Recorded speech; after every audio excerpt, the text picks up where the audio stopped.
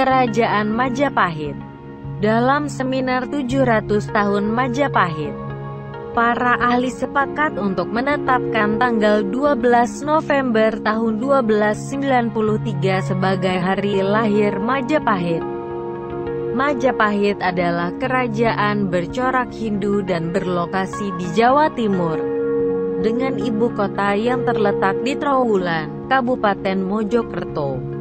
Sumber-sumber sejarah, seperti kitab-kitab, kidung, dan prasasti mencatat bahwa pendiri kerajaan Majapahit adalah Raden Wijaya. Adalah anak rakyat Jayadharma, Raja ke-26 Kerajaan Sunda Galuh. Dan Dyah Lembutal atau Dyah Singamurti, seorang putri Singasari, cucu Mahesa Campaka atau Narasingamurti, buyut dari Mahisa Wongga Teleng, dan piut dari Ken Arok dan Ken Dedes.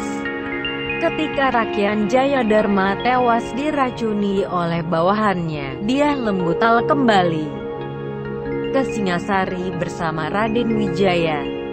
Menyusul kepulangannya ke Singasari, Raden Wijaya dijadikan menantu oleh Kertanegara bersama dengan Arda Raja.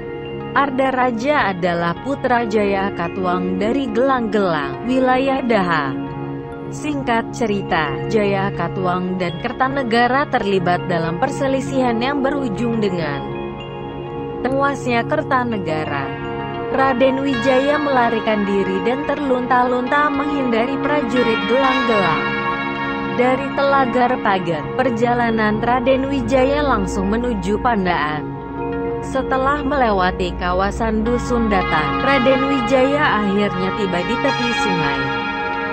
Dalam prasasti Kudadu disebutkan bahwa Raden Wijaya berunding dengan ke-12 prajuritnya guna menghindari kejaran tentara Gelang-Gelang. Dalam perundingan itu diputuskan Raden Wijaya harus mengungsi ke Madura. Dengan menggunakan perahu, ia pun menuju Sumenep. Setibanya di Madura, Raden Wijaya menghadap Arya Wiraraja dinasihati untuk mengabdi kepada Jaya Katuang. Tujuannya untuk memantau kekuatan pasukannya dan kekuatan tentara lawan. Ketika ia diterima dan dipercaya oleh Jaya Katuang, Raden Wijaya oleh Wiraraja untuk meminta hutan tarik dijadikan permukiman. Hal ini disetujui oleh Jaya Katuang. Setelah daerah hutan tarik menjadi permukiman, Raden Wijaya berniat untuk menyerang Jaya Katuang, namun atas nasihat Arya Wiraraja, maksud tersebut ditangguhkan hingga datangnya tentara Tartar. Menurut sumber sejarah, kekuatan tentara Tartar berjumlah sekitar 20.000 orang. Mereka diangkut menggunakan kurang lebih 1.000 kapal dan membawa perbekalan untuk keperluan 1 tahun. Mereka lalu mendarat di Tuban dan di dekat Surabaya. Setibanya di tanah Jawa, mereka tidak tahu bahwa Raja Kertanegara telah meninggal akibat serangan Jaya Katuang. Atas nasihat Wiraraja, Raden Wijaya bersekutu dengan tentara Tartar untuk menyerang pasukan Jaya Katuang. Serangan ini membuat Jaya Katuang melarikan diri ke Junggaluh. Namun, ia berhasil ditangkap dan ditahan di sana. Selama masa penahanannya, Jaya Katuang menulis kidung ukir Polaman hingga akhirnya meninggal dunia. Selanjutnya, Raden Wijaya berbalik menyerang tentara Tartar. Karena pasukan Tartar bertarung di wilayah asing, mereka kalah lihai dalam menguasai medan. Akibatnya, sebagian tentara Tartar meninggal, dan sebagian lagi terpencar menuju pelabuhan Tuban dan kembali ke Tiongkok. Masa keemasan Majapahit berlangsung pada masa pemerintahan Raja Hayam Wuruk, yang berkuasa dari tahun 1350 hingga tahun 1389. Keberhasilan Hayam Wuruk tidak terlepas dari bantuan seorang bawahannya yang setia terhadap raja dan negerinya, yaitu Gajah Mada. La adalah seorang patih dan bupati Majapahit dari tahun 1331 hingga tahun 1364 yang memperluas kekuasaan kerajaan hingga ke pulau-pulau sekitarnya. Para ahli sejarah tidak mengetahui asal-usul Gajah Mada. Ada yang mengatakan dia lahir di Bali. Ada juga yang mengatakan ia lahir di tepi Sungai Brantas, di Jawa Timur. Gajah Mada adalah rakyat biasa, yang dengan kegigihan dan ketaatannya pada raja, berhasil mengharumkan nama Nusantara ke negeri-negeri tetangga. Keberhasilan lain Gajah Mada adalah membentuk Laskar Pendem atau tentara rahasia yang juga dikenal dengan nama Pasukan Gajah Kencana. Semboyannya ialah bekerja atas dasar kesadaran yang tinggi dan sukarela dalam mempertahankan dan menegakkan kedaulatan negara tanpa pamrih. Organisasi tersebut tersamarkan, jadi tidak ada masyarakat yang mengetahui markasnya. Gajah Mada mengabdi kepada 3 raja Majapahit. Tentu saja, ini merupakan suatu pengabdian yang cukup panjang pada masa itu. Majapahit merupakan kerajaan besar yang kekuasaannya meliputi Sumatera, Semenanjung Malaya, Kalimantan, Bali, sampai Filipina. Gajah Mada wafat tahun 1364 tanpa diketahui jelas lokasi makamnya. Pada tahun 1377, yaitu 13 tahun sesudah kematian Gajah Mada, armada Majapahit menduduki Palembang dan menaklukkan wilayah terakhir Kerajaan Sriwijaya. Sesudah masa keemasannya, kekuasaan Majapahit berangsur-angsur melemah. Era kejayaan Kerajaan Majapahit mulai redup setelah terjadinya Perang Saudara atau Perang Paregreg antara Wirabumi dan Wikramawardhana pada tahun 1405 sampai dengan tahun 1406. Mudarnya masa keemasan itu diperparah oleh perselisihan pergantian tahta pada kisaran tahun 1450 dan pemberontakan besar yang dilancarkan oleh seorang bangsawan pada tahun 1468.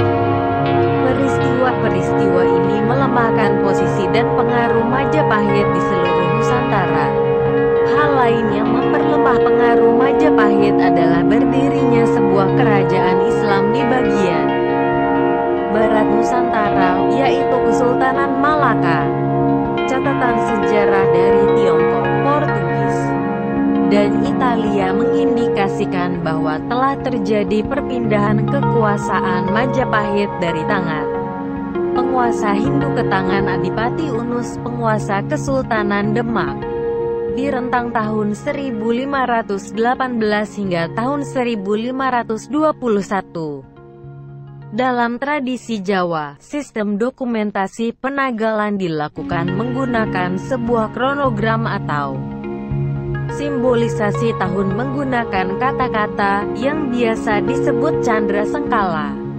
Dalam satu sengkala, tertuliskan Cirna ilang kertaning bumi, yang berarti sirna kemakmuran bumi, menyandikan angka tahun 0041. Konon, sengke ini dianggap sebagai penanda tahun 1400 Saka, yang disandikan terbalik.